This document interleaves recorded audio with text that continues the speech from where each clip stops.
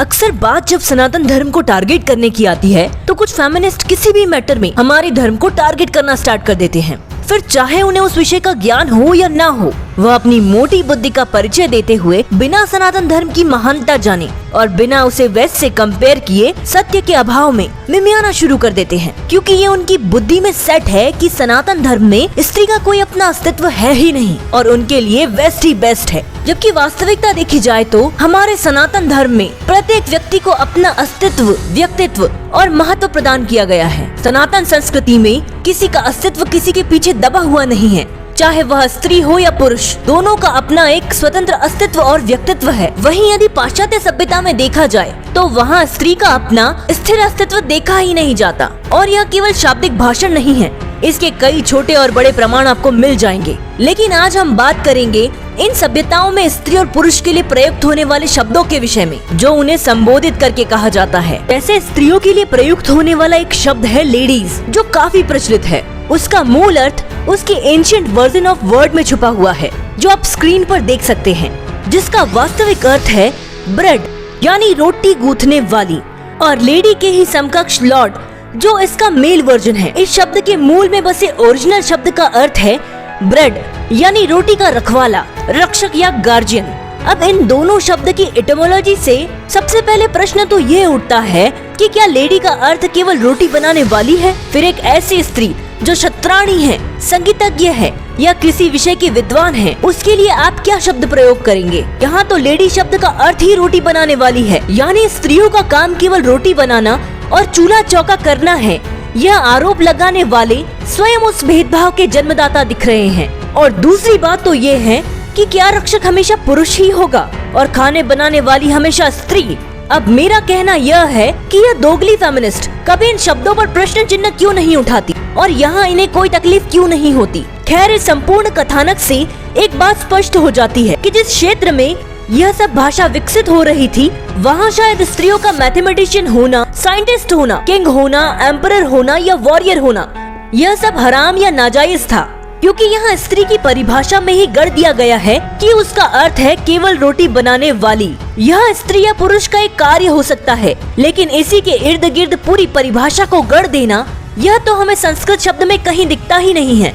लेकिन यदि कुछ लोगों को अब भी लग रहा है कि यहाँ कुछ पर्टिकुलर कॉन्टेक्स्ट के लिए ये शब्द है और पूरी स्त्री जाति को संबोधित करने के लिए इंग्लिश में और अच्छे शब्द हो सकते हैं, तो उनका ये भ्रम दूर करने के लिए चलिए हम कुछ और शब्दों को टटोल लेते हैं।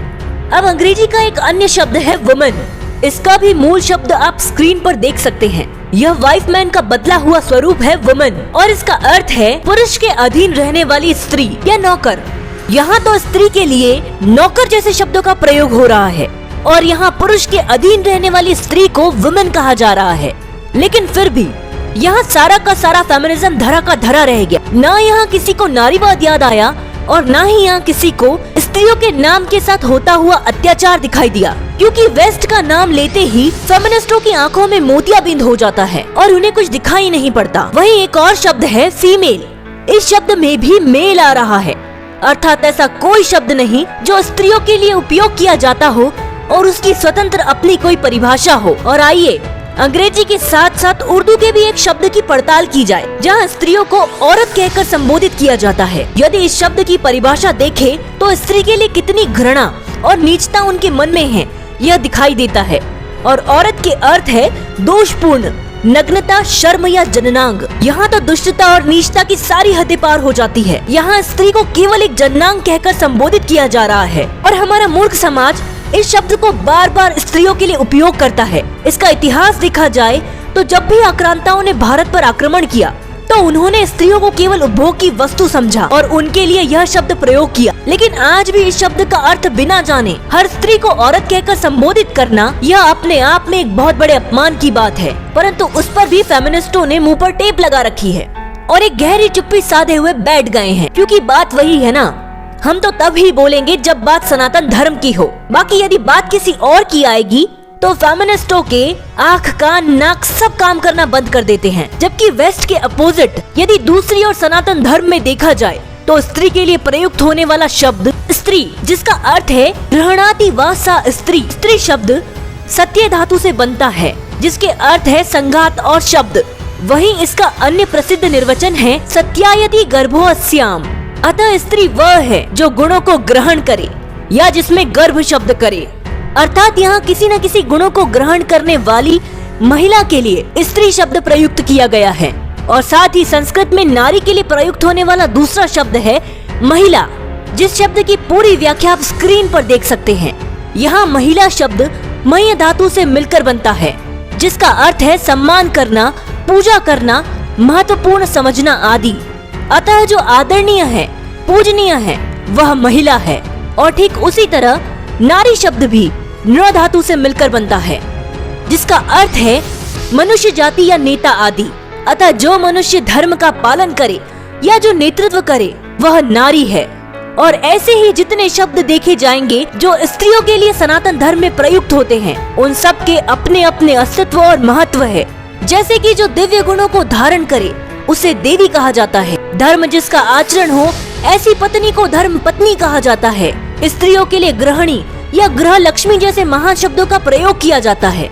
अब आप ही बताइए, स्त्रियों के लिए यदि इतने महान शब्दों के होते हुए भी हम पाश्चात्य के अनर्थकारी शब्दों का प्रयोग स्त्रियों के लिए करें, तो निश्चित ही हम और हमारा समाज मानसिक विकृतियों से पीड़ित है। भारत के वर्तमान या इतिहास में हुए किसी भी प्रकार की नारी विरोध का संपूर्ण दोषारोपण सनातन धर्म पर किए जाने का एक असफल प्रयास वामपंथियों, विधर्मियों और सो कॉल्ड एलिट और मॉडर्न एजुकेटेड मैकाले पुत्रों द्वारा होता ही रहा है। लेकिन वास्तव में यदि इन्हीं लोगों के गिरबान में झांक कर देखे तो जिस अंग्रेजी भाषा को बोलकर ये अपने आप को कूल समझते हैं, उस इंग्लिश भाषा में संपूर्ण नारी जाति के लिए कोई स्वतंत्र शब्द ही नहीं है और कुछ शब्दों के अर्थ ही डिस्क्रिमिनेशन से भरे पड़े हैं। और बाकी जो गिने चुने शब्द हैं, उन सब में कहीं न कहीं मेल शब्द आ ही जाता है। जैसे वुमन में मैन आना, फीमेल में मेल आना, और उनके अर्थ भी कुछ इस प्रकार के हैं जो आपने अब तक वीडियो में सुने। लगभग हर अर्थ में कोई भी स्त्री विवाहित या पत्नी के रूप में या नौकरानी के रूप में संबोधित की गई है, जबकि यहीं भारतीय संस्कृति में विवाहित जोड़े के लिए पति और पत्नी शब्द तो है ही, लेकिन साथ में संपूर्ण नारी जाति को संबोधित करने के लिए नारी, महिला और स्त्री जैसे तीन महान शब्द है, जिसमें छोटी बच्ची से लेकर एक वृद्ध स्त्री तक संपूर्ण जाति आ जाती है।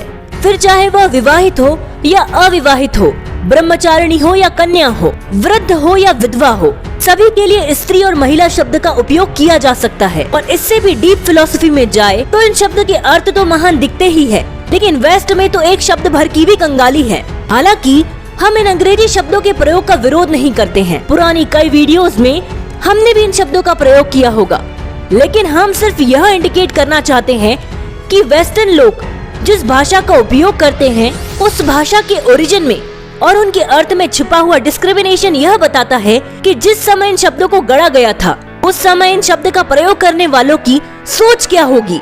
और इन सभी शब्दों के ओरिजिन और एटिमोलॉजी को टटोलने के बाद एक बात बहुत साफ जाहिर होती है कि वेस्टर्न वर्ल्ड में स्त्रियों की क्या दुर्दशा थी। इसीलिए तो वुमेन एम्पावरमेंट की आवश्यकता भी वेस्ट को ही पड़ी, क्योंकि हमारी सभ्यता में स्त्री, महिला या देवी या कहे नारी, यह अपने आप में स्वतंत्र भी है और समर्थ भी।